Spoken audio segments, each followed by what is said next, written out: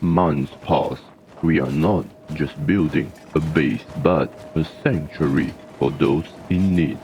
Refugees, wanderers, mercenaries, regardless of your race nor your gender, as long as you can contribute to the base, whether by mining, farming, hunting, trading, or simply picking up your sword, you belong.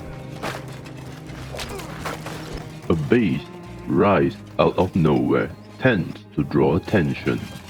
Bandits come for us. Sometimes we crush them. Other times it costs us an arm and a leg, maybe several. Bandits are not the only one who notices. Holy Lord Phoenix and Asada, the stone golem, also start to notice our force, especially after we turn in Dark King and the Black Dragon Ninja duo. Our ideology clashes with the Holy Nation, and it's a matter of time before they attack us.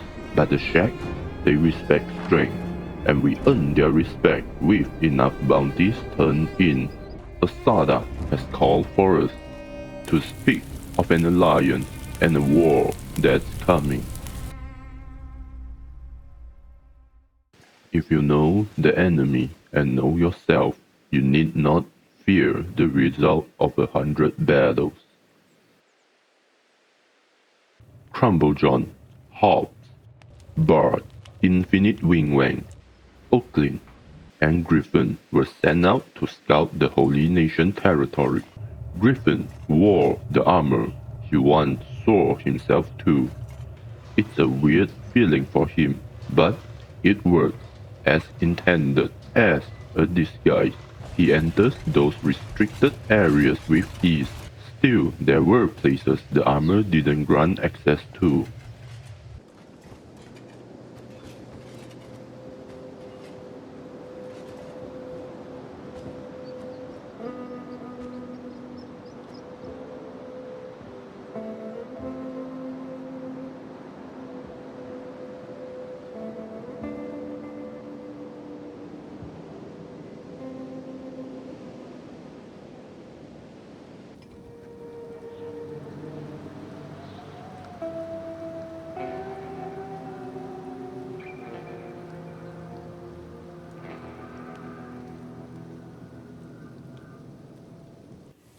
Meanwhile, a group of Carl's chosen show up at our base, want us to prove our worthiness to base in the desert.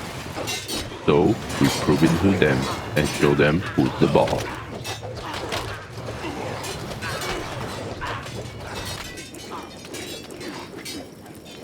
Nightfall. Griffin and his team find a small shack and decide to ask for a place to sleep overnight. Griffin tells the other to stay back. He will speak first before Griffin says a word. The Holy Nation armor speaks first. He tried to explain, but it didn't work, forcing him to knock the owner unconscious. After that, he let the other in. They rest. Sitting at the table, Griffin saw some notes, journal perhaps. He read it, which he probably shouldn't. The woman's name is Thorn. She had a newborn with a strange mark below his left eye, which her husband Geralt muttering something about narco. Then the paladins came. Their son was being taken. She tried to fight them, tried to stop them, but she was too weak. She killed her husband and their neighbor who saw it. By morning, the team left before the woman woke up. On the table, a note is left by Griffin. Sorry about what happened last night, and sorry about her past. Griffin mentioned who we are and where our base is located. The rest is up to her choice. Wearing a disguise can grant us access, but also carry a risk. At a military base, An experienced guard points at Griffin and orders him to step forward. Before other guards can act, the team immediately sprint out as fast as they can. They just run and let distance do the work. As expected, most guards stay behind. Only a few pursuers remain. Guards don't abandon their post just to chase some nobody. Now, most of us have a disguise except Bart and Hop, but that shouldn't be a big issue. At least that is what we thought. Word traveled faster than feet. By the time we reached Blister Hill, they immediately recognized us, and I can tell why. Knowing Blister Hill is in high security right now, Griffin called for a retreat, stay low, and wait. Days later, before the sun hit the dust, a group of Dark Lords attacked our base, but that is not our main focus. Back at Blister Hill, Griffin and his team try again. This time, the disguise holds. Griffin is confident. A capital can't stay locked down forever. Trade must flow. Faith must be seen. Confidence must be maintained. In the city, we take note of their schedule, defenses, and equipment. From dark until the sun hangs high in the sky. From the headquarters door closes until it opens. At last, Griffin steps inside the heart of the Holy Nation, the headquarters of the Blister Hills. Griffin bows like he's done 100 times before while taking a quick look at the security.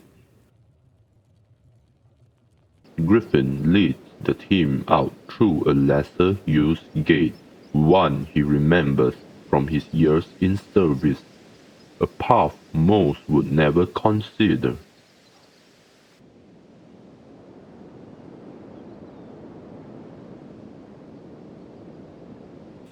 After passing a bridge and a long walk, we reach our last destination, Oakland Shield, the first wall against the samurai of the United City. When we arrive, there is a fight going on, and we use the chaos to quickly scout the area and leave as soon as possible to avoid getting into the conflict. With most Holy Nation territories mapped, Griffin suggests a different route going home, through the Skinner Road. Only occasional bandits patrol wandering in this area.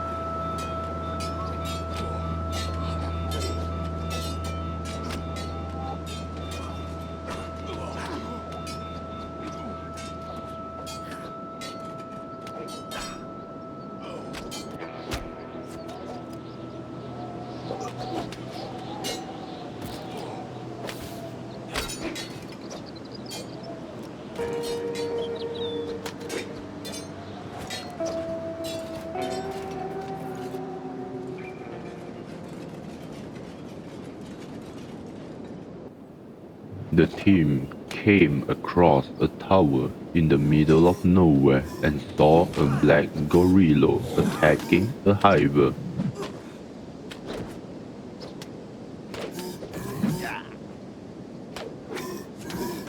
The hiver has fallen, but we managed to take out the gorilla and cook it for our dinner.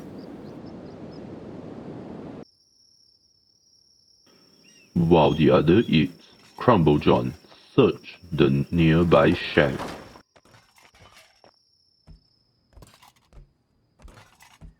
The fines caused him to freeze in shock.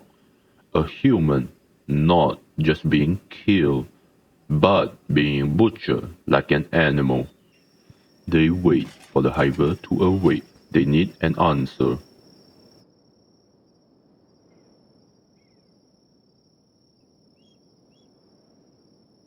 He ordered the team to rest in the tower.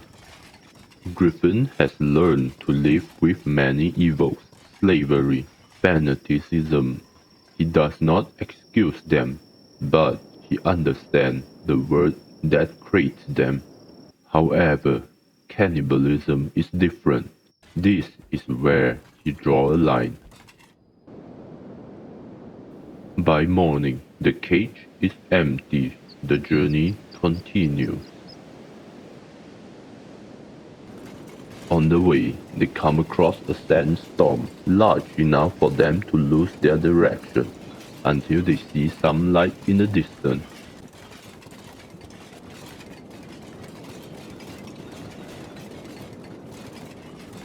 There are two people being tied up on a pole, but it is none of their business. They just want to ask for directions. However, the person, so-called Slave King, says he wants to enslave us.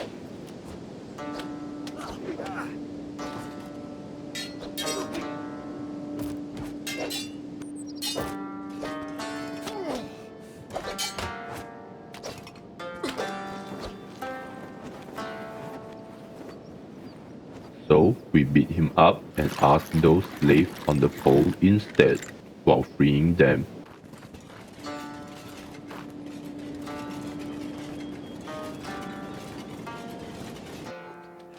According to the Slave King is wanted by the United Cities, a big bounty.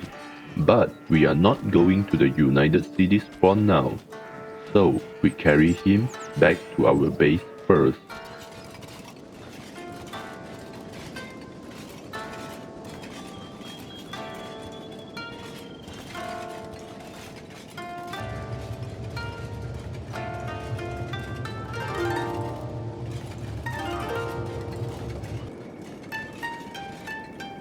We reach a way station at night. While getting drinks, Griffin gets into a fight with some thugs.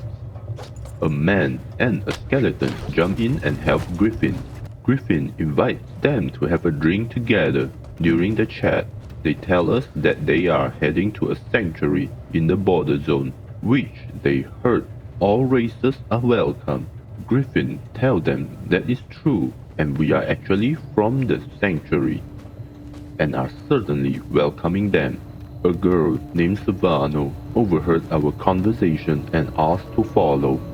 She says that she is an engineer and of course she is welcome.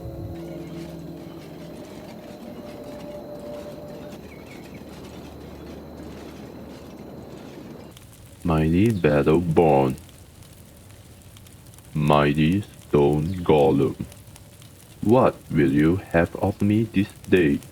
I am going to war with the Phoenix.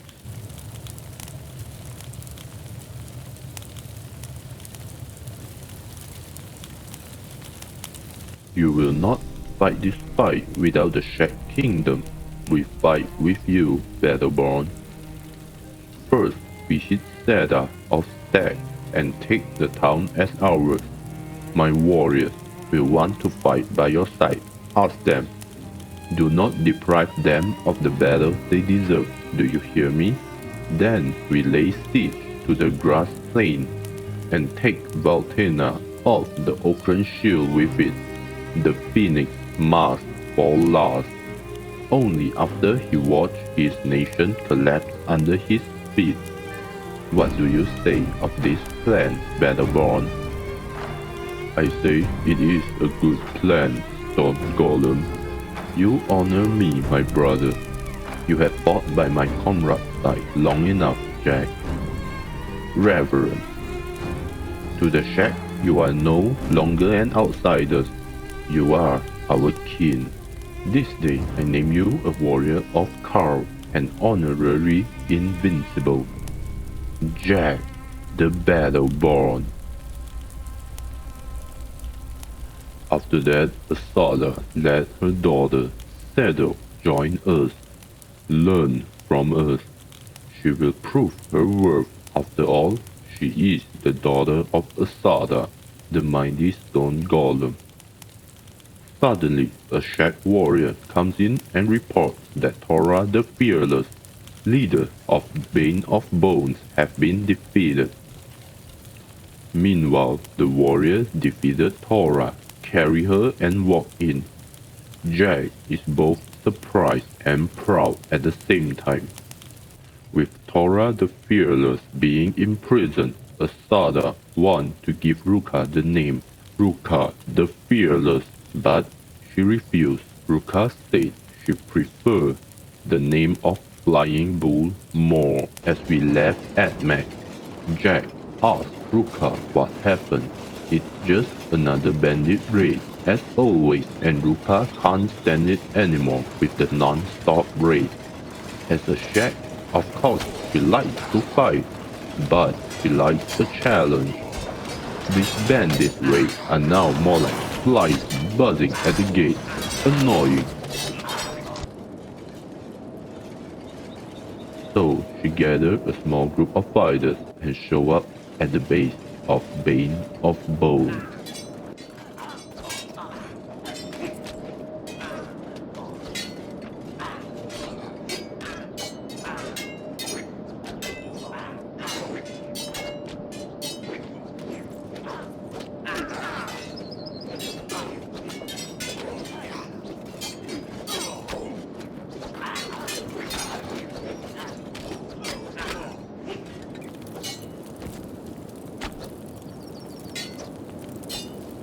But that is just the first stop. Carl's Chosen is next. Arriving at Carl's Chosen base, the new Crawler.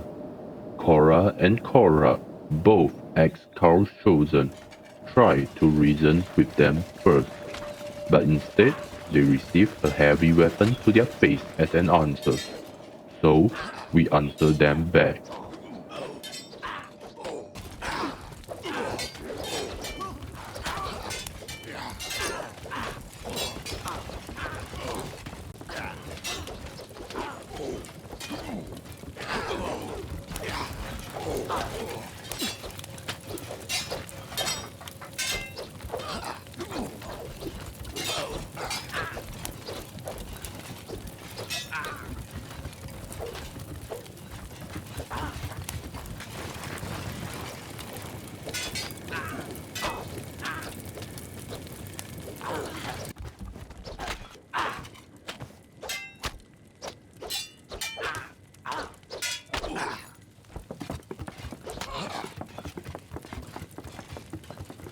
At the same time, Griffin and his team are back at our base. He is surprised that Thorn decided to join us. Griffin and the new faces he met are sitting by the fire, relaxing.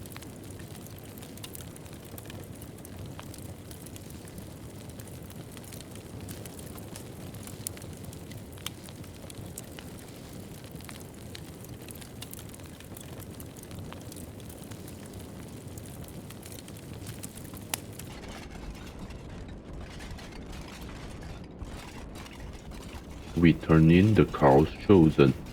There were more of them than we thought, and their bounties earned us a fair amount of cats.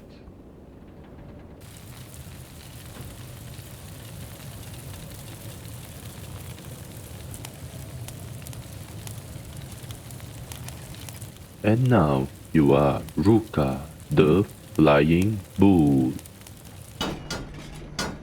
I saw the armor on our hive. New design? Oh yeah, the Hive Prince joining us. He brings us the blueprints for expanded armor for Hivers. Good. Weapon and armor ready? Yeah, just one last step. What color you like, boss? White. Maybe a little red. Step. 2 gates, both with turrets. important buildings, 2 barracks, and 1 headquarters. According to our information, the headquarters is closed most of the time. We set up a camp near the west gate, close enough to draw them out, far enough to keep out of the turret distance. If they come out, good, we can weaken their force. If they don't, we rest. Ruka, you lead the Leviathan, our heavy armored troops. You will be the first line of our army. Take down the turret and assist the battlefield. Focus on the outdoors. Rin, you will be leading our main troops equipped with polearms. Take the second gate turret. Hit from inside the wall. It should be easy. After that, stab any paladins on your way.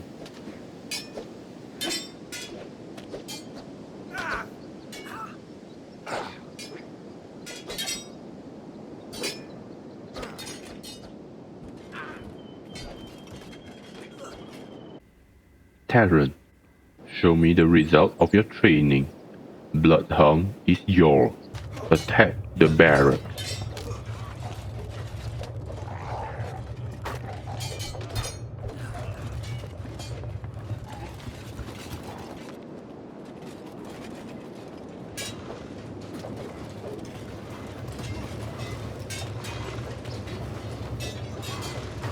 Needles, you and the girl stay in the shadows. Assist anyone in need on the battlefield.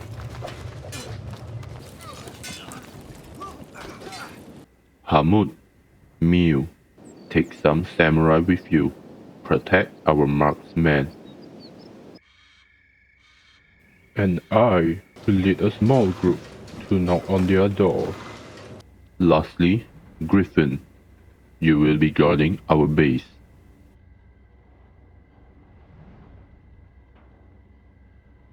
You think I picked you to guard our base because you wore the armor once?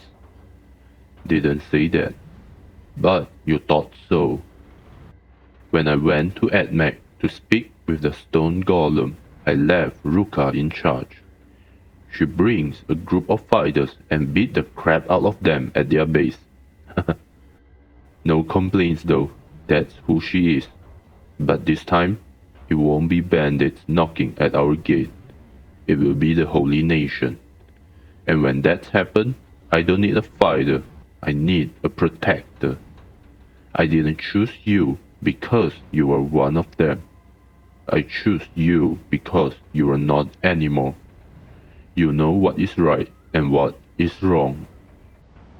Have a good rest. You will need it.